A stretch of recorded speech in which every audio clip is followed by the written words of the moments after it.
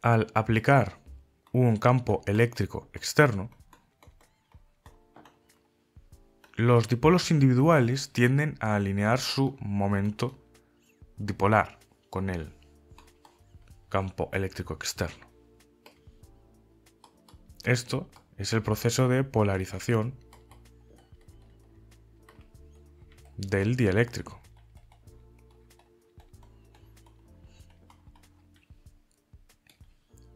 Esto nos permite definir un vector polarización P, que viene definido como P es igual al límite para un volumen pequeño de cuántos momentos dipolares, la suma de todos los momentos dipolares por unidad de volumen, desde k igual a 1 hasta n por delta dv, donde este n es el número de moléculas que tengo por unidad de volumen. Y obviamente este sumatorio sería la suma de todos los momentos dipolares inducidos en ese volumen. Y esto de aquí tiene unidades de coulombio partido de metro cuadrado.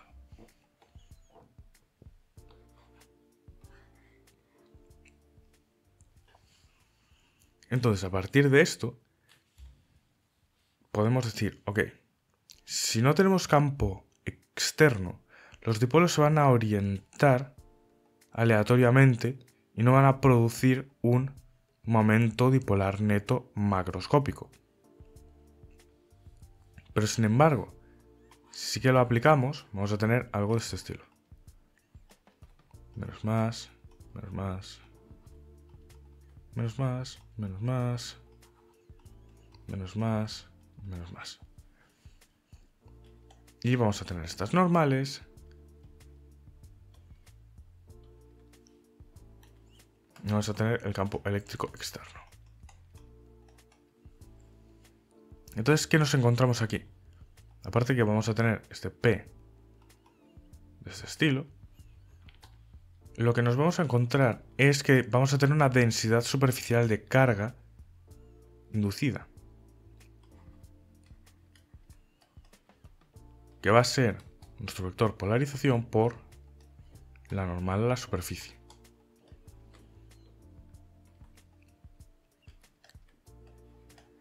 Y esto es la densidad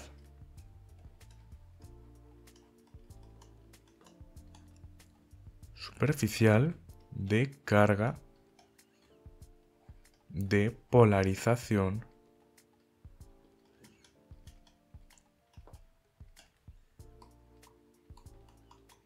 equivalente.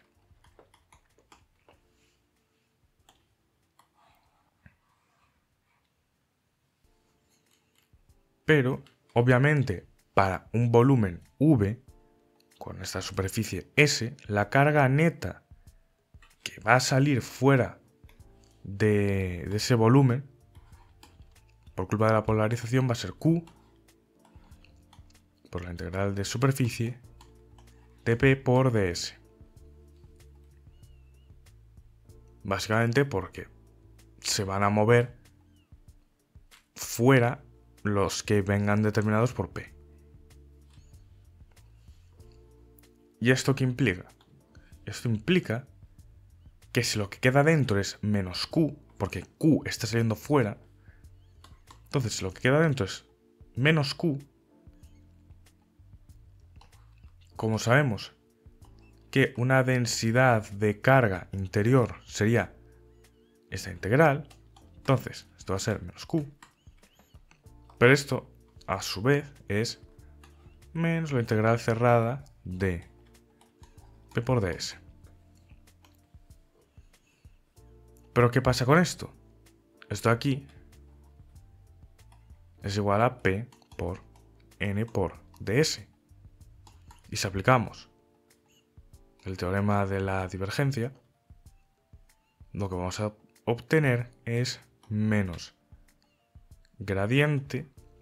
divergencia de la polarización en un cierto volumen. Entonces, si igualamos esto y esto, lo que vamos a tener, ya que esto debe servir para cualquier v, entonces lo que vamos a obtener es que podemos definir una densidad volumétrica de carga de polarización equivalente que venga dada como la menos divergencia de la polarización. Y va a estar en coulombios por metro cúbico. Por otro lado, nosotros, al tener esto definido, podríamos decir, ok, pues ahora las ecuaciones de Maxwell vienen dadas por la contribución a la divergencia del campo eléctrico, que viene a ser la carga, o sea, la densidad de carga libre, más la densidad de carga de polarización equivalente. Ambas las volumétricas. Y esto es 1 entre epsilon sub 0. Pero como sabemos que esto es menos la divergencia de P, entonces aquí podemos sustituir menos divergencia de P. Si pasamos esto al otro lado, vamos a tener epsilon sub 0, vamos a pasar esto aquí, epsilon sub 0 más la divergencia de P, que es igual a ρ sub 0. Y si juntamos estos dos términos, lo que vamos a obtener es que la divergencia de epsilon sub 0 E más P es igual a ρ sub V. Pero esto nos recuerda a la ecuación de Maxwell original, en la cual solo había cargas libres. Entonces vamos a definir un nuevo campo, que va a ser el campo desplazamiento, que va a ser epsilon sub 0 E más P. Y este va a ser el campo que va a cumplir ahora esta ley de Maxwell.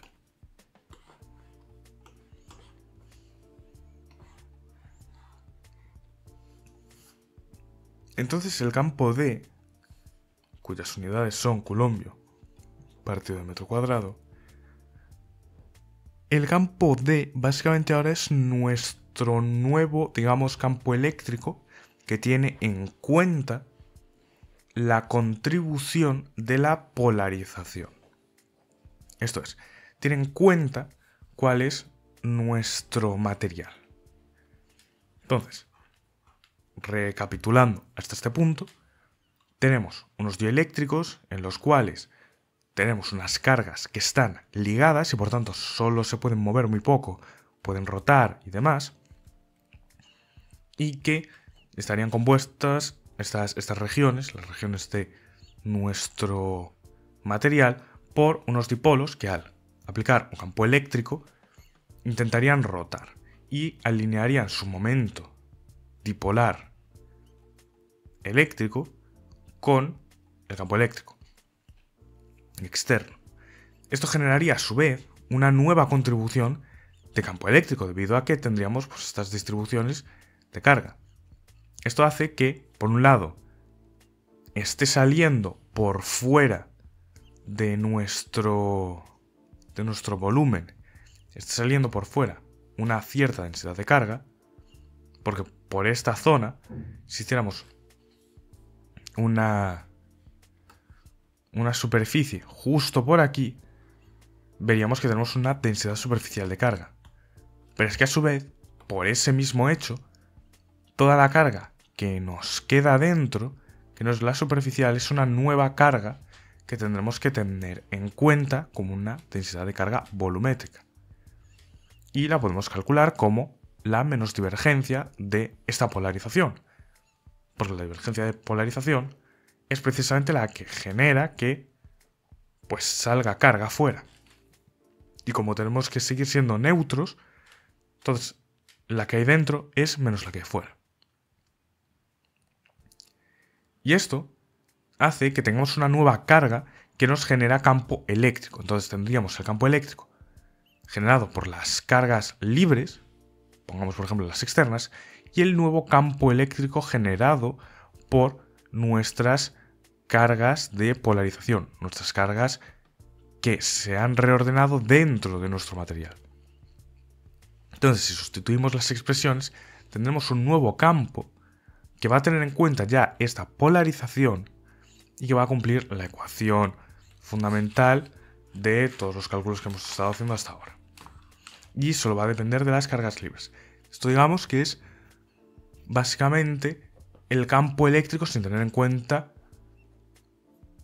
la polarización que va a generar el mismo, por verlo de una cierta manera.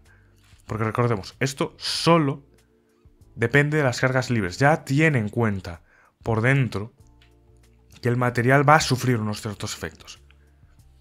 Esto tiene que ver con lo que habíamos explicado en el segundo capítulo, de que el campo eléctrico viene definido como una fuerza por unidad de carga en la cual nuestra carga es suficientemente pequeña como para no cambiar la distribución de carga de lo que está generando el campo eléctrico.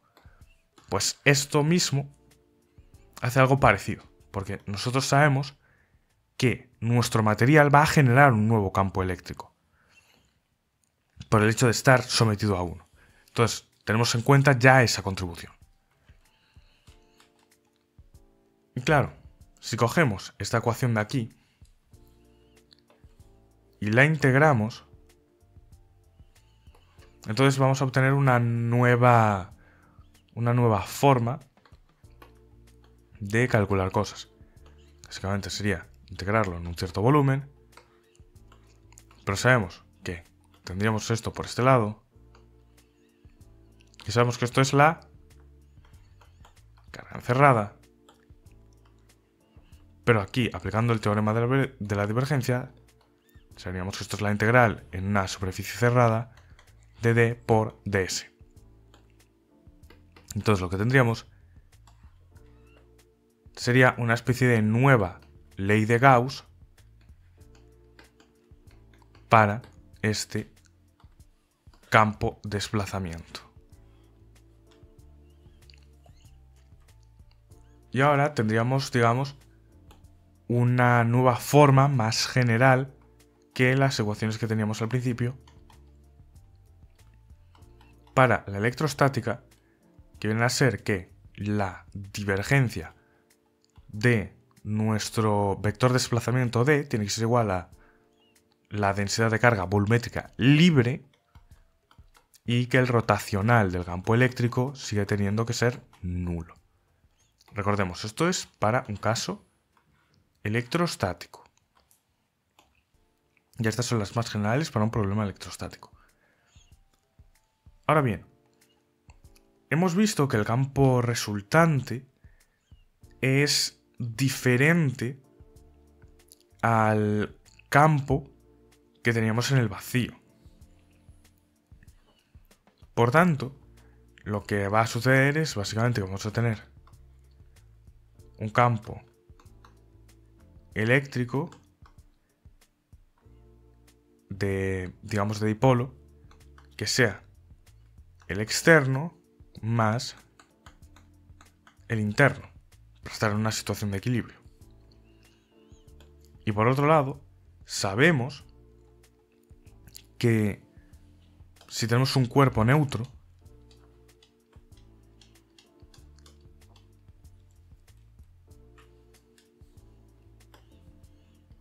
vamos a tener que la suma de cargas tiene que ser nula. Tendremos en la superficie la densidad de carga de polarización más la densidad de carga volumétrica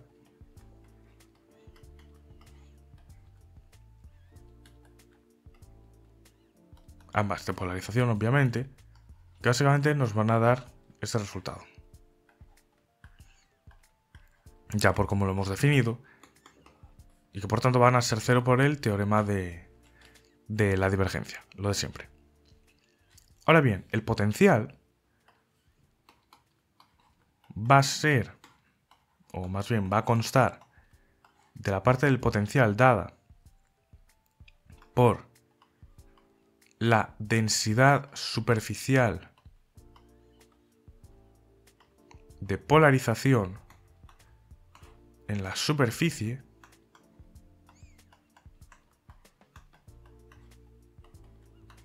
más la densidad de polarización volumétrica en el volumen.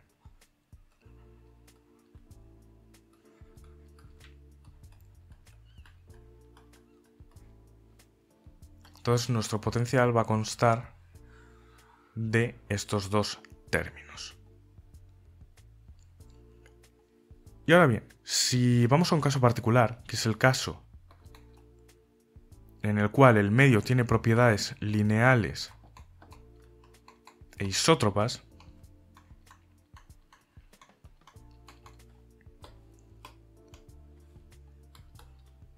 esto va a implicar que la polarización va a ser directamente proporcional a... Vamos a ponerlo bien. Nuestra polarización va a ser directamente proporcional a nuestro campo eléctrico. Esto es más campo eléctrico, más polarización y en una relación lineal. Entonces vamos a decir que nuestra polarización va a ser epsilon sub 0 por una cierta constante que sea chi sub e por el campo eléctrico. Es importante decir que este no es el externo. Es el campo eléctrico total. Y esto de aquí es la susceptibilidad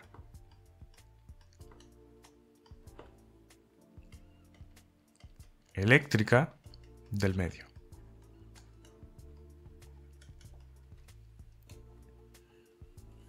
Entonces, claro, si sustituimos esto en nuestro vector de desplazamiento, que sabemos que es epsilon sub 0 e más p, lo sustituimos, tendremos epsilon sub 0 e más epsilon sub 0 chi sub e, que va a ser epsilon sub 0, 1 más chi sub e, donde aquí vamos a sustituir esto por epsilon sub r, que va a ser la no, esto va a ser la permitividad. Permitividad relativa del medio. Entonces vamos a tener esto de aquí. Y esto de aquí va a ser la permitividad del medio. La permitividad global o lo que sea. En general, esto será constante para nuestros medios. Y las unidades que va a tener todo esto, pues, son las unidades que ya debería tener de antes. Esto de aquí, obviamente, es adimensional. Y con estas relaciones diremos que P es igual a epsilon menos epsilon sub 0 entre epsilon por D. Entonces vemos que también hay una relación directa de proporcionalidad con el vector de desplazamiento, obviamente.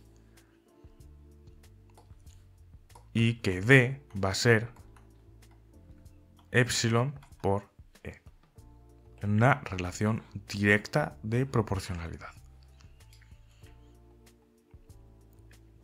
En medios anisotrópicos, lo que podría pasar es que epsilon sub r, la permitividad relativa, dependa de la dirección. Y eso lo que haría sería que el campo eléctrico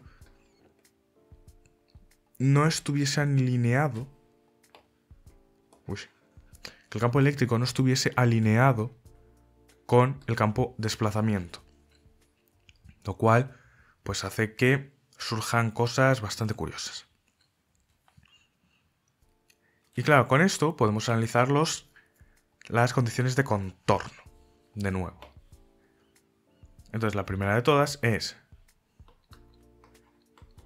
la del rotacional D, que sigue siendo la misma. Rotacional D es igual a 0. Esto implica que en un cierto circuito A, B, C, D, E por DL, esto sea 0. Pero un circuito ABCD se puede descomponer como un circuito BC, 2 por DL más D a E1. Esto es, campo en el interior, campo en el exterior. Y sabemos que tiene que ser perpendicular, digamos, a esa región. Esto es igual a 0. Si es igual a 0, eso implica que E2 menos E1 por la diferencial de línea tiene que ser igual a 0. Y esto es lo que implica es que la componente tangencial en la región 2 es igual a la componente tangencial en la región 1. Esto es, si tenemos esto así,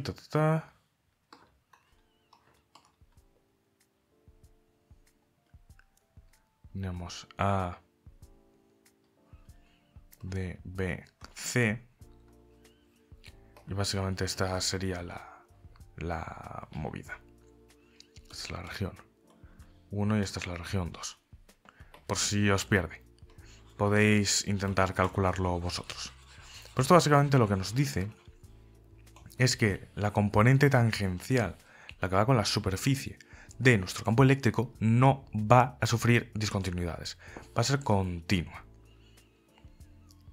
Ahora bien, si vamos a el vector desplazamiento en la otra ley fundamental que tenemos, integramos esto en una superficie, vamos a tener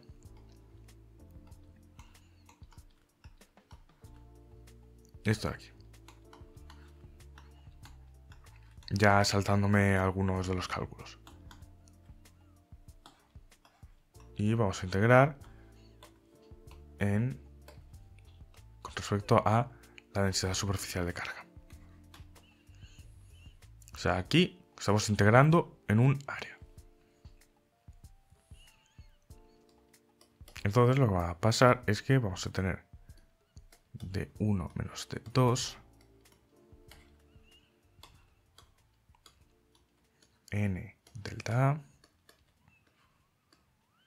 rho S delta A. Esto básicamente nos va a decir que las componentes normales de nuestro campo de desplazamiento sí que van a tener una discontinuidad. Esto es, la discontinuidad del campo de desplazamiento, de la componente normal del campo de desplazamiento, viene dado por la densidad de carga libre superficial en la superficie de separación entre los dos medios. Esto es, si tenemos dos medios en cuya pared de separación hay una densidad de carga, entonces la componente normal va pues a cambiar. Pero claro, si la componente normal cambia y había una componente tangencial que no va a cambiar, eso puede hacer que, digamos, que nuestro campo eléctrico se curve en esa región de separación. Esto tampoco tiene muchísima miga que digamos. Ahora bien, con todo esto existe una cosa muy interesante que son los condensadores.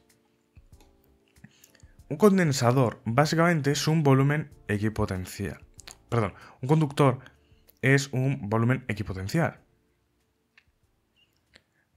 Y, por tanto, un potencial V puede ser generado por una carga Q en ese conductor. De hecho, voy a poner aquí con condensadores. ¿Qué implica esto? Esto lo que implica, básicamente, es que si aumentamos en K la carga, va a aumentar en K el potencial. ¿Por qué? Porque V es 1 entre 4pi epsilon sub 0, la integral en S, de rho S, de S, R menos R'. Entonces, claro, si aquí en vez de poner rho sub S pongo K rho sub S, entonces V va a aumentar en K veces. Eso implica que hay una relación directa entre K y V. Entonces podemos decir que esta relación lineal viene dada porque la carga que genera el potencial es proporcional, es C veces el potencial. Y este factor de proporción es la capacitancia del cuerpo. Y es constante y depende de la geometría del cuerpo. Entonces, un condensador básicamente van a ser dos conductores que estén separados por el vacío o por un dieléctrico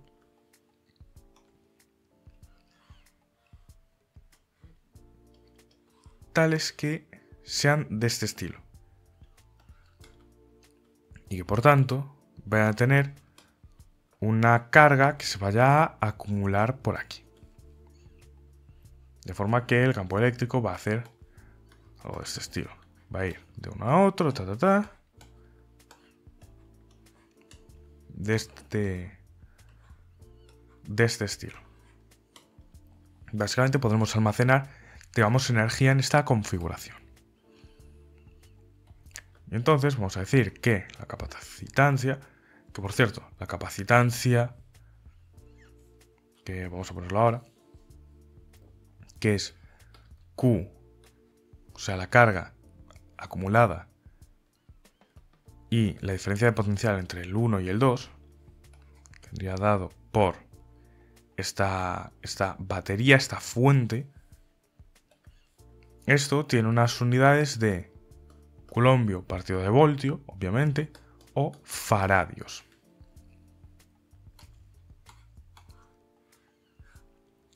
¿Y qué pasa con esto? Que esto básicamente depende de la geometría del condensador, de estos dos conductores, y de la permitividad del medio. Y un ejemplo podría ser, simplemente tenemos dos placas conductoras plano paralelas, que de hecho las vamos a poner un poquito más alejadas para poder escribir en el medio.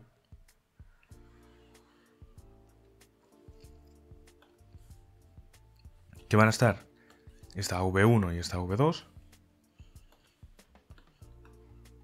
separadas una distancia D. Esto es 0 y esto es D. Y esta va a ser positiva. Y esta negativa. Y entonces el campo eléctrico va a ir así.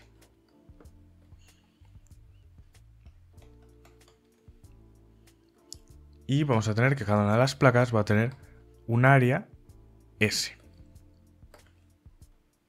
Y aquí en medio vamos a tener un dieléctrico con una constante epsilon. Y esta es la dirección X. Entonces, nosotros vamos a tener una densidad superficial de carga que va a ser la carga total entre S, que es la superficie. Por tanto, nosotros sabemos que el campo eléctrico de una placa de este estilo va a ser menos la densidad de carga partido de epsilon, por las condiciones que hemos estado viendo, en la dirección y ya hacia abajo. Y eso va a ser menos Q entre epsilon S. ¿Por qué estamos haciendo esta cuenta? Porque necesitamos la Q y ahora necesitamos el potencial en función de esa Q. Entonces, para obtener el potencial, lo que vamos a hacer, potencial de 1 a 2, vamos a integrar desde I igual a 0 hasta I igual a D. Vamos a integrar nuestro campo eléctrico. Esto básicamente va a ser menos la integral de 0 a D de menos Q epsilon S I unitario de I unitario. Este menos se va con este menos. Y lo que vamos a tener va a ser Q entre epsilon D, porque la distancia es D. Y nada depende de esta I. Entonces lo que vamos a tener es que V12 va a ser carga entre epsilon S, D. Y como queremos la relación que hay entre Q y V, entonces vamos a dividir Q entre V. Básicamente lo que vamos a tener es que C es Q entre V12, que esto va a ser epsilon por S entre D. Que básicamente nos dice que la capacidad, o sea, la capacitancia de un condensador de placas planas paralelas viene dado por la permitividad de este dieléctrico que tengamos entre ambas multiplicado por la superficie, esto es, cuanto más anchas sean estas placas, más capacitancia va a tener, esto es, va a poder más bien almacenar más carga a costa de la misma energía, porque la capacitancia es cuánta carga vas a poder almacenar teniendo una fuente que aplique un cierto potencial y te aporte una cierta energía. Y esto también es inversamente proporcional a la distancia. Entonces necesitas que estén lo más cerca posibles estas dos placas para, digamos, poder almacenar cuanta más carga mejor.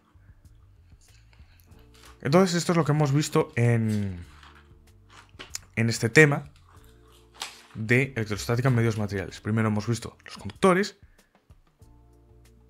que básicamente son materiales que tienen cargas libres y por tanto no pueden tener un campo eléctrico en su interior, porque si no, no estarían en equilibrio, las cargas se estarían moviendo. Que además esto implica que no puede haber cargas en el interior y toda la carga neta tiene que estar en la superficie. A su vez también sirven para aislar una cierta región del campo eléctrico externo, ya que las cargas se van a reordenar de forma que no pueda existir ningún campo eléctrico en su interior, en el interior del conductor. Después tenemos el caso de los dieléctricos, que básicamente estarían formados por unos ciertos dipolos, los cuales intentarán alinear su momento dipolar eléctrico con el campo eléctrico exterior aplicado, de forma que van a generar una polarización, la cual nos va a dar dos densidades de carga nuevas, que van a ser la superficial de carga de polarización equivalente y la superficial de carga de polarización volmétrica. Perdón, la densidad volumétrica de carga de polarización equivalente. Una es la carga que se te va a salir por la superficie y otra es la carga que se te va a quedar dentro. Y esta carga que se te va a quedar dentro va a modificar tu campo eléctrico, lo cual va a hacer que tengamos que definir un nuevo campo, digamos, equivalente, que sería el campo de desplazamiento, que solo va a depender de las cargas libres. Y esto hace que tengamos que definir unas nuevas, digamos, leyes fundamentales de la electrostática, que son estas dos. Con eso, en ciertos tipos de materiales, lineales, isótropos, podemos decir que la polarización depende directamente del campo eléctrico, mediante una constante lineal, y esto hace que lo redefinamos todo de esta manera. Mirando las condiciones de continuidad con el contorno, vemos que las componentes tangenciales de nuestro campo eléctrico tienen que ser continuas, y las discontinuidades de nuestro campo de desplazamiento vienen dadas por las densidades de carga libre superficial. Después hemos visto los condensadores, que son formas de, digamos, almacenar energía, almacenar carga, en base a tener dos conductores y un medio dieléctrico o aislante entre ellas. Hemos visto que la capacitancia es la relación entre cuánta carga estás almacenando y cuál es el potencial que necesitas para almacenar esa carga. Entonces, si tenéis cualquier duda con respecto a esto, ya sea una puntual o en general, me lo podéis dejar en comentarios, y en el siguiente capítulo ya veremos el tema de las energías y fuerzas electrostáticas, donde veremos todo este tema de almacenar energía y demás en muchísimo más detalle. Así que nos vemos en el siguiente vídeo.